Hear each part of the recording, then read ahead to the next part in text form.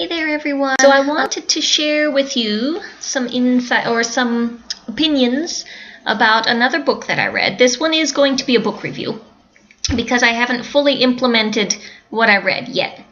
And this is on Marie Kondo's book, The Life-Changing Magic of Tidying Up.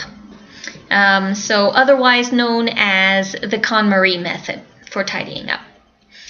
And it looks like she's actually got another book, Spark Joy, that looks interesting, but I'll have to look into that later. Again, I do not have the book handy. It's not in my hand because I checked out an ebook from the library. I came across the book while perusing through YouTube, and I had heard a few other people mention how great of a book it was. And it is basically the idea of how to declutter and tidy up your home in one massive swoop in order to avoid having to ever clean your place again, because you'll get down to the bare bones of what you own and everything will have a place and tidying will be easy. Things I liked about this book. I like the idea because it's not just it's not like minimal. It's very similar to minimalism, but not completely, because I think minimalism to me sometimes excludes the sentimental. Minimalism goes just specifically on, do I need it or do I not? If I don't need it, I get rid of it. And I mean, I could have that wrong, but that's how it seems to me. And I enjoy minimalism. That's how I function most of the time. My sister is always telling me how I have no sentimental no sentimental bone in my body because I'm always ditching things. But there's a reason for that. I don't know if you can see the picture behind me up there. Army medic. Yeah, that was me, sort of. I was in the Army, and before joining the Army, I was a pack rat. My sister and I, we had anything and everything. It's stuffed into every nook and cranny in our room. And then I left home. I had none of my own things. I had a duffel bag full of the stuff the Army issued me. And when I did start collecting things, papers and personal items, the thing was I still had to move several times in the first couple of years, and I still had to pack for field training, deployments, things like that. And here's the rule in theory. Here's the rule for the Army. If it's yours, if you pack it, you have to carry it. So me, being little and not liking carrying heavy things, I did not see the value in keeping a whole lot of extra stuff around. I very quickly got into the habit of ditching everything I possibly could. If it did not have a purpose in my life at that moment, it was gone. Many things I will, come across as I'm clearing out a drawer or a closet and say, I haven't looked at this in 6 months to a year. I'm not going to look at it, and off it goes. So there is a little bit of that in this book. But Marie has actually a little bit of a different mindset about the items that you're getting rid of that I hadn't thought of before, and this was probably the thing that I enjoyed most about the book. And the way she looks at it is you pile everything together, every single thing, all in the middle of the floor. And you go in categories, like clothing, books, etc. And you leave the most difficult to sort through for the last. Those are the mementos, the photos and sentimental items that would be very difficult to look at otherwise.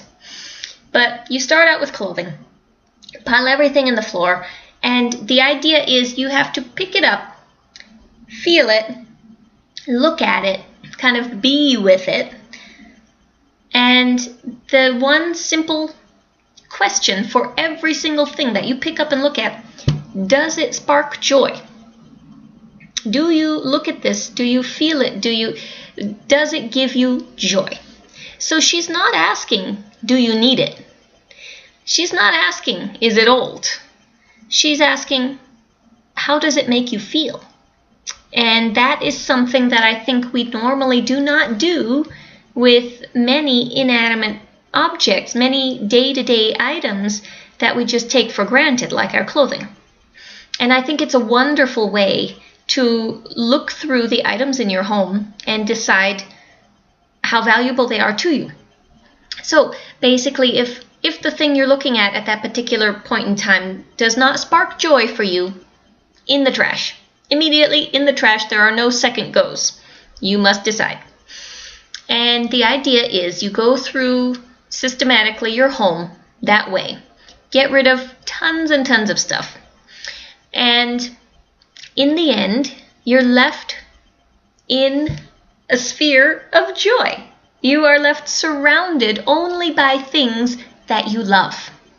And this was such a wonderful idea.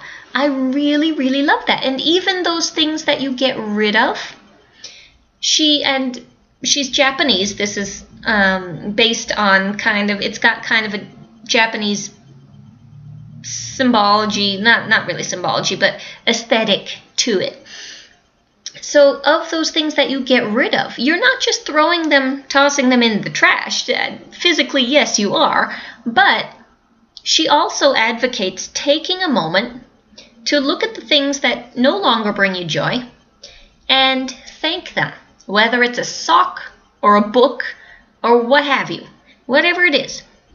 Look at this item as kind of a living thing and realize that it has served a purpose in your life. It fulfilled a gap, a purpose, a use. It had a job and it was successful in that job. That purpose is now complete. You're going to thank that item and toss it to wherever it needs to go next. If it's something that needs to get thrown out, landfill, okay. If it's something like clothing, if it can still be worn, put it in a pile to donate and let it be useful to the next person. Books, donate them. Let them be useful to the next person. But understand that you are not just throwing out things. You are thanking the items that have fulfilled their purpose and moving them on to their next purpose. And in so doing, you maintain this atmosphere, this idea of just positive energy in everything, in the items that you keep and in the items that you don't keep. And I really, really loved that aspect of the book. Now, what I did not love about the book was she's repetitive. She says the same thing over and over and over again, and for me, it got to be a bit too much. About halfway through the book, I started just skimming ahead, and I was not reading all of the passages anymore because she just seemed to keep repeating the same thing every time. And that got old for me very quickly. But again, writing style, each of us has our own take on what is useful, what is not. As far as content, it was very good. And also her information on how to fold things to put in drawers, loved it. I implemented that immediately. So as far as content and usability, I found it to be a wonderful book. As far as readability, for me personally, not so much. But overall, worth a look if you get a chance. If you are wondering how to tidy up your place and considering the best way, maybe you think maybe minimalism is a bit too harsh. I'm leaning toward that right now in my life, but maybe that's a bit too harsh, but this is a good middle ground, and it sets a very good energy for keeping a tidy home. So, highly recommend. Hope you like it, and hope this review was useful. Thanks very much. Talk to you later.